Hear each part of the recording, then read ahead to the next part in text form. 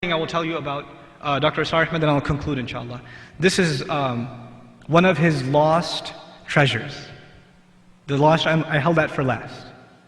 He said that there are two views of looking at Islam. One view is you look at Islam and you say, what does it do for me? What does it do for me? What is halal for me? What can I enjoy? What more can I do? You make more and more things permissible on yourself. You ask, what more luxuries can I take part in this life? And there's another view of Islam, which is, what more can I do for it? What more can I do for it? So one view is Islam is in service to me, and the other view is I am in service to Islam. And he said that the Sahaba, radiallahu anhum ajma'in, were predominant. If you study what they did and the kinds of questions they asked to the Messenger sallallahu alaihi wasallam, what more can I do? How do I get to Jannah? Tell me the most amazing thing I can, the most beloved thing to Allah that I can do. In other words, they weren't asking how much less can I get away with. They were asking, what more can I do? And if you look at the questions of the Muslims today, when they go to the ulama, what do they ask? Do they ask, what more can I do for Allah? Or do they ask, what more dunya can Islam give me? Essentially, is this halal? Can I eat that too? Can I go there too? Can I buy this too? Can I get in this business also? Can I wear that? You understand? The mentality has become, I want to be served by the religion and feel good about myself and not have to feel guilty, rather than me serving myself to Islam. And in this, he had a very, I would have to say extreme opinion, but in the end I have to be jealous of him.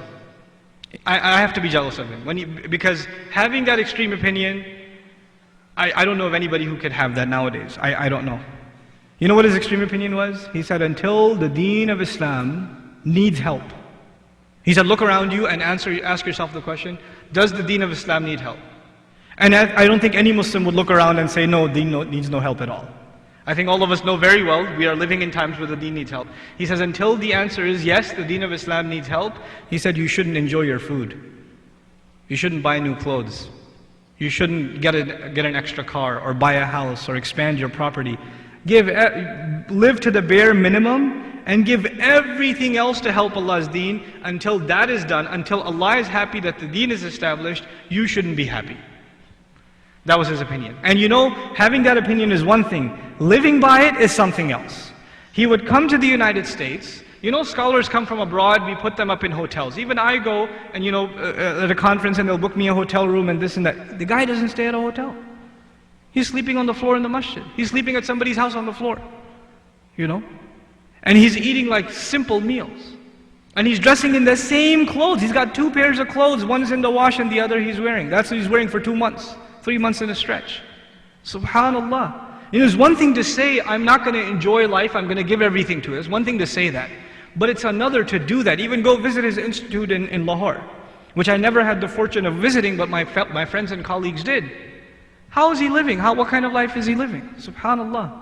It's a remarkable thing to have people that not only say that, but put literally what they say, put your money where your mouth is.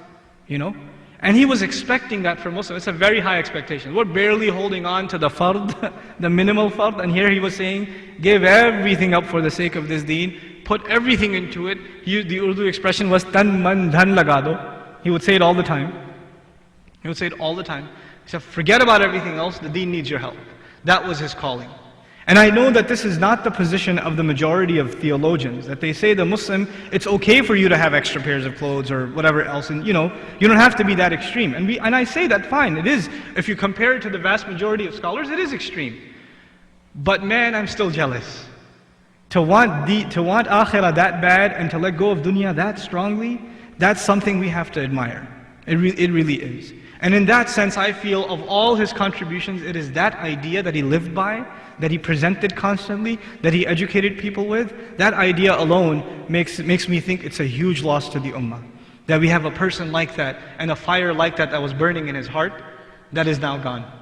And I pray that Allah Azza wa Jal blesses our efforts, and those of us that were in whatever small capacity, his students, or were fortunate to take benefit from his thought, his ideas, his durus, his lessons, I pray that we're able to do some justice to what we learned, and to be able to present something from the Quran in that light.